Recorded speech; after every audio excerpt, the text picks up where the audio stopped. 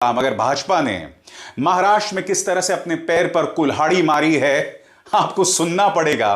देवेंद्र फडणवीस क्या कह रहे हैं। उन्हें राहुल गांधी को घेरना था।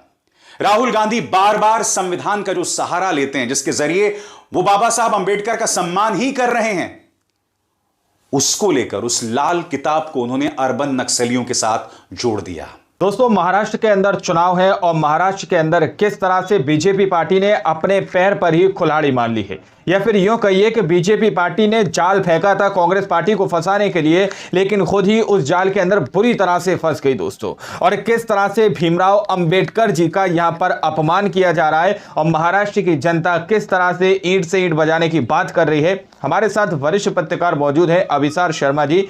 आइए उनसे समझते हैं और जानते हैं कि किस तरह से यहां पर बीजेपी पार्टी ने अपने पैर पर ही कुल्हाड़ी मार ली। हम सब ने ये वीडियो देखा, दुख हुआ, गुस्सा भी आया। राहुल गांधी जी संविधान के नाम पर लाल किताब क्यों दिखाते हैं? किसको इशारा वो देना चाहते हैं? अगर गीदड़ किसी जानवर को गला पकड़ के मारता है तो वो शेर नहीं बन जाता। शेर नहीं बन जाता गीदड़। सीधा आक्रमण नहीं कर सकती, डरते हैं। अगर सामने से इसके साथ लड़ गए वो 5 मिनट में हार जाए, तो छुप के आते हैं। मगर लक्ष्य इसमें छुरा मारने का दम होता तो कहते भैया आ रहे हैं, और हम भी कहते भैया आ जाओ। अब राहुल गांधी का अपमान करने के लिए आप महाराष्ट्र के सबसे बड़े ब्रांड हमारे बाबा साहब अंबेडकर का अपमान करेंगे। अंबेडकर जी का भारतीय जनता पार्टी को राहुल गांधी को घेरना है, तो अब इसके लिए वो हमारे बाबा साहब अंबेडकर का भी अपमान करने को तैयार हैं। और ये किसी और ने नहीं, Devendra Fadnavis, deputy chief minister Devendra Fadnavis ने किया है। और बात यहां पर नहीं रुकती दोस्तों। राहुल गांधी ने अपने एक लेख में लिखा था कि किस तरह से अंग्रेजों के जमाने में कई राजा महाराजाओं ने, कई नवाबों ने अंग्रेजों का साथ दिया, जिसके चलते हम 1857 की क्रांति हार गए। अंग्रेजों के सहयोगी बने रहे ये राजा महाराजा। इसको लेकर भी भारतीय जनता पार्टी को मिर्ची लगी है। उन्होंने मैदान में उतार दिया है राजस्थान की डेप्यूटी चीफ मिनिस्टर दिया कुमारी और केंद्र में मंत्री ज्योतिरादित्य सिंधिया को, जिनके पूर्वजों पर ढेरों सवाल हैं, उसकी मैं चर्चा करूंगा। मगर भाजपा ने महाराष्ट्र में किस तरह से अपने पैर पर कुल्हाड़ी मारी है, आपको सुनना पड़ेगा। देवेंद्र फडणवीस क्या कह रहे हैं। उन्हें राहुल गांधी को घेरना था।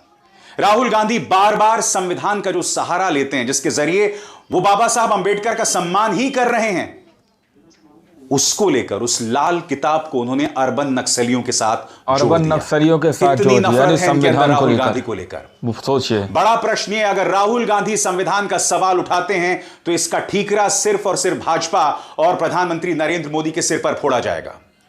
भाई, भाजपा के नेता ही थे ना जो बार बार यह कहते हैं कि हमें 400 सीटें दे दो, हम संविधान बदल देंगे।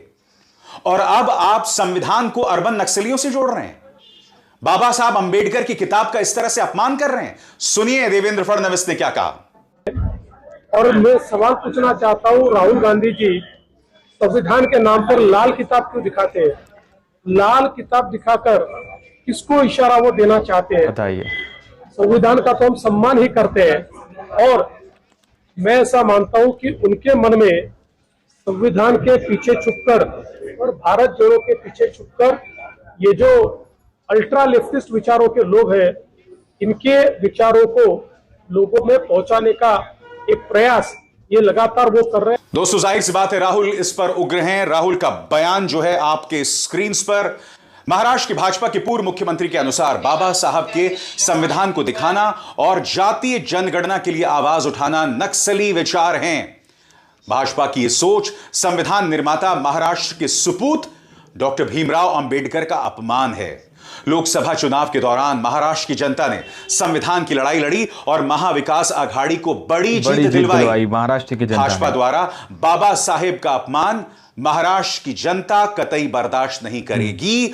वो कांग्रेस और महाविकास आघाड़ी के साथ मिलकर हमारे संविधान पर किए गए हर हमले का पूरी ताकत से जवाब देकर उसकी रक्षा करेगी। और भाजपा की ऐसी तमाम शर्मनाक कोशिशें नाकाम होंगी। लिख कर ले लो, जातीय जनगणना होकर रहेगी। महाराष्ट्र के अंदर भी जातीय जनगणना की बात की जा रही है यहाँ पर, क्योंकि हमारे धर्म में लाल रंग निहित है। आपने सुना नहीं है हनुमान जी के बारे में क्या कहा गया है? लाल देह लाली लसे अरुधरी लाल रंगूर वज्र देह दानव दलन जय जय जय कपीसूर। अर्थात हनुमान जी अपने शरीर पर लाली लगा कर रखते हैं। दुर्गा माता को चढ़ाने वाली चुनरी का रंग लाल है, सुहागन के सिंदूर का रंग लाल है, लहू का रंग लाल है।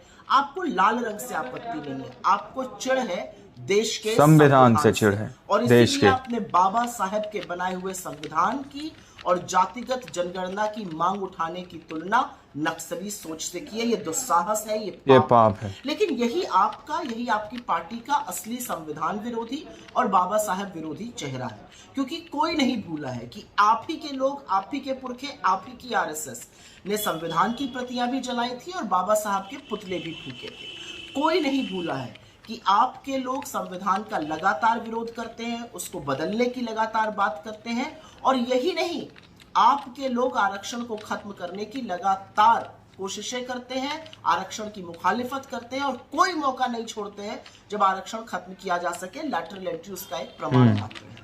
वैसे एक बात जानना चाहती हूँ, जब इस संविधान की प्रतियां नरेंद्र मोदी और अमित शाह को दी गई तब आपको कोई आपत्ति नहीं हुई? जब कोई आपत्ति क्यों नहीं हुई, ये सवाल बहुत बड़ा है। महाराष्ट्र की जागरूक जनता ने संविधान को बचाने के लिए आपकी करारी हार कराई थी लोकसभा चुनाव में, और अब आपने जो संविधान को नक्सली सोच से जिसकी तुलना की है, उसका मुंह तोड़ जवाब ये जनता महाराष्ट्र के विधानसभा चुनाव में देने जा रही है। मुंह तोड़ जवाब महाराष्ट्र की जनता।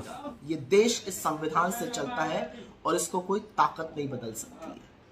आपको याद होगा दोस्तों, राहुल गांधी नागपुर जाते हैं और वहां पर भाषण देते हैं, और अपने भाषण में उन्होंने क्या कहा था कि भाजपा और आरएसएस की सोच संविधान विरोधी है। ये लड़ाई दो विचारधाराओं की, एक तरफ हम जो संविधान की कसम खाते हैं और दूसरी तरफ भाजपा और आरएसएस जिसका संविधान में बिल्कुल भी विश्वास नहीं है। सुनिए राहुल ने क्या करारा हमला किया था। लड़ाई विचारधारा की लड़ाई है। एक तरफ बीजेपी, आरएसएस और दूसरी तरफ इंडिया गठबंधन। एक तरफ अंबेडकर जी का संविधान जो है, एकता, समानता, मोहब्बत, रिस्पेक्ट, और दूसरी तरफ सामने से नहीं, छुपकर बीजेपी के लोग, आरएसएस के लोग इस संविधान को खत्म करना चाहते हैं। सामने से नहीं कह सकते हैं, सामने से कहेंगे तो नतीजा उनको मालूम है, पूरा का पूरा देश उनके सामने खड़ा हो जाएगा। इसलिए वो सामने से नहीं कहते हैं, छुपकर संविधान को खत्म करने की बात करते हैं। दरअसल इस वक्त राहुल जो भी कह रहे हैं, भारतीय जनता पार्टी को जबरदस्त मिर्ची लग रही है। अब राहुल गांधी ने एक लेख लिखा था, उस लेख में कुछ गलत नहीं है दोस्तों। वो लेख किस बारे में था? भारतीय बिजनेसमैन किस रास्ते पर आगे बढ़ें, चुनाव आपका है। निष्पक्षता और समान अवसर या एकाधिकार, रोजगारों का सृजन या गिनती के पूंजीपतियों का शासन, योग्यता को बढ़ावा या सत्ता से संबंधों को प्राथमिकता, अनुसंधान और नवाचार या डर के साए में सहमे व्यापार। इस मुद्दे पर राहुल गांधी एक लेख लिखते हैं, और जो इस लेख का पहला पैराग्राफ है दोस्तों, उसमें वो पूर्व राजा महाराजाओं और अंग्रेजों की साठगांठ की बात करते हैं। और सभी राजा महाराजा नहीं, गिने चुने कुछ राजा महाराजा। अब इसको लेकर भाजपा के दो नेता दिया कुमारी और ज्योतिरादित्य सिंधिया, जो राजसी घराने से हैं, उन्हें जबरदस्त मिर्ची लगी है। सबसे पहले मैं आपको बतलाना चाहता हूं कि दरअसल राहुल गांधी ने कहा क्या था। इसमें कुछ गलत नहीं है, कोई अपमान नहीं है। हां, अगर राहुल गांधी ने सिर्फ नवाबों का जिक्र किया होता, राजा महाराजाओं का जिक्र ना किया होता, तब इन्हें प्रॉब्लम ना होती, क्योंकि हर चीज को ये लोग सिर्फ हिंदू मुस्लिम करना जानते हैं। राहुल ने क्या कहा आपकी स्क्रीन पर? ईस्ट इंडिया कंपनी ने भारत की आवाज कुचल दी थी। यह आवाज अपनी व्यापारिक शक्ति से नहीं बल्कि अपने शिकंजे से कुचली थी। कंपनी ने हमारे राजा महाराजाओं और नवाबों की साझेदारी से उन्हें रिश्वत देकर और धमकाकर भारत पर शासन किया था। अब हुआ क्या दोस्तों, राहुल गांधी ये बयान देते हैं और दिया कुमारी जो कि राजस्थान की डेप्यूटी चीफ मिनिस्टर हैं, वो कहती हैं कि मेरे पूर्वजों का अपमान हो रहा है। राहुल गांधी ने ऐसी बात कही। ज्योतिरादित्य सिंधिया वो राहुल गांधी को गद्दार कह रहे हैं। इससे पहले कि मैं आपको दिया कुमारी की आवाज सुनाऊं, उन्होंने क्या कहा, मैं दिया कुमारी को 3 नामों का जिक्र करना चाहूंगा। 3 नाम, राजा मानसिंह द्वितीय और मिर्जा बिशन सिंह। ये तीनों दिया कुमारी के पूर्वज हैं। इन्होंने क्या कमाल किया था कुछ देर बाद, मगर सबसे पहले दोस्तों सुनते हैं दिया कुमारी कितनी नाराज। सुनिए दिया कुमारी को। राहुल गांधी जी के लिए तो मैं क्या बोलूं, राहुल गांधी जी तो आज भी उल्टा सीधा, कल भी आपने देखा होगा एक लेख उन्होंने लिखा है, उस लेख में कहा कि राजे महाराजे तो रिश्वत लेके अंग्रेजों का साथ दिया, उन्होंने ईस्ट इंडिया कंपनी का साथ दिया। अरे महापुरुष, कम से कम इतिहास तो पढ़ लिया होता। राजा महाराजाओं ने बहुत कुछ दिया। जब भारत का एकीकरण हुआ उस समय जो उनका बहुत बड़ा योगदान था, उसको शायद वो राहुल गांधी ने पढ़ा नहीं है, जानते नहीं है। तो मैं आपको बोलना चाहूंगी, थोड़ा तथ्यों की जानकारी तो कर लीजिए, हिस्ट्री की नॉलेज तो अपनी थोड़ी सी अच्छी कर लीजिए। आपको कुछ जानकारी नहीं है, सिर्फ जातियों को तोड़ो, सब एक ही समाज में लड़ाइयां कराओ, ये सब चीजें ही करते हैं ये और इनकी पार्टी। दोस्तों आप लोगों ने इस वीडियो को शुरू से आखिर तक देखा। वीडियो के अंदर सारी बात A to Z बताई गई है कि किस तरह से यहाँ पर भीमराव अंबेडकर जी का अपमान किया जा रहा है। सीधे तौर पर कांग्रेस पार्टी के ऊपर जाल फेंकने की कोशिश की गई थी। कांग्रेस पार्टी से ये कहा गया था कि आखिर राहुल गांधी ये लाल किताब क्या दिखाते रहते हैं, आखिर किसको इशारा करते हैं। दोस्तों वो एक महज लाल किताब नहीं, हमारे देश का संविधान है जिसके तहत हमारा देश चलता है। दोस्तों ये वही लाल किताब है जिसकी वजह से आज सत्ता के अंदर प्रधानमंत्री नरेंद्र मोदी जी जो है सिंहासन और शासन पर बैठे हुए हैं और शासन करते हुए नजर आ रहे हैं। दोस्तों इसी संविधान के तहत ये सिर्फ एक लाल किताब नहीं है। दोस्तों आप इस लाल किताब को अर्बन नक्सल से जोड़ रहे हैं। जरा सोचिए किस तरह की और किस स्तर तक की राजनीतिक पूरी तरह से गिरती जा रही है। दोस्तों यानी कि किसी पर भी कुछ पर भी लगाम नहीं है। हर तरीके की जो भी बात जबान पर आती है वो बक दी जाती है। यहाँ पर फडणवीस कह रहे हैं कि आखिर लाल किताब क्यों दिखाते हैं राहुल गांधी।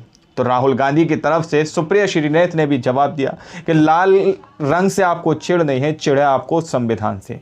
क्योंकि यहाँ पर अभिसार शर्मा जी ने भी बताया कि बीजेपी पार्टी ने पहले ही ये बात स्पष्ट कर दी है कि तुम हमें 400 प्लस ले जाओ, यानी कि 400 पार सीटें दिला दो, हम संविधान को बदल देंगे। ज़रा सोचिए किस तरह की इनकी सोच है। बाकी आप लोगों ने इस पूरी रिपोर्ट को देखा सुना, आप लोग क्या सोचते हैं, क्या समझते हैं, अपनी राय कमेंट सेक्शन में ज़रूर दीजिएगा। मिलते हैं अगली वीडियो में, जब तक के लिए जय हिंद जय भारत।